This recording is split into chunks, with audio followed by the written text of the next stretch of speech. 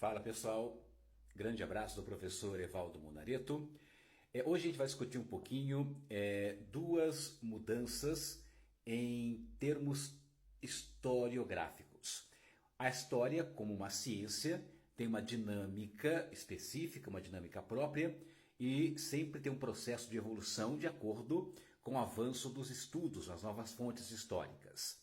Eu quero destacar aqui com vocês que vão prestar os vestibulares desse ano 2024, o Enem, os concursos públicos, de duas expressões que foram alteradas em seus tratamentos quando nós abordamos temas históricos.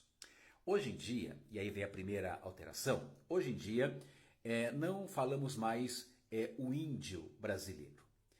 Hoje o termo índio está em desuso e é mais correto e aceito utilizar o termo povos indígenas brasileiros. Por quê?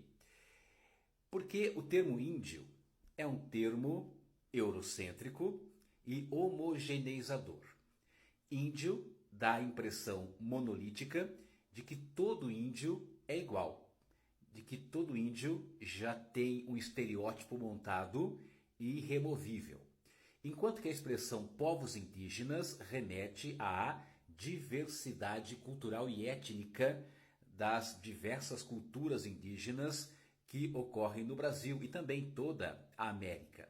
Então, quando você for escrever uma redação ou uma resposta discursiva da sua prova, não use índios brasileiros, mas os povos indígenas, porque isso nos remete à ideia de pluralidade, de multiplicidade, de diversidade cultural e étnica desses povos originários, nativos do Brasil. E a segunda alteração que eu quero destacar com vocês é o termo escravos. Os negros e negros africanos, que vieram para cá forçosamente, de maneira forçada pelo tráfico negreiro, foram reduzidos à condição de escravos. Hoje em dia, usa-se, e é mais correto usar, a expressão escravizados e não mais a expressão escravos. Porque escravo dá a impressão de que eles já eram escravos na África e continuaram sendo escravos aqui no Brasil ou na América. Na verdade, não. Eram pessoas que foram trazidas da África para a América, para o Brasil inclusive, e eram pessoas que tinham diversas atividades profissionais, diversos exercícios sociais, inclusive nobres, reis, rainhas, príncipes, princesas africanos que vieram para cá e foram escravizados. Então, é uma questão ideológica. O escravo não é escravo sempre, ele foi reduzido à condição de escravo. Então, o mais correto é usar nas suas redações, nas suas respostas e análise a expressão pessoas escravizadas, e não pessoas escravas.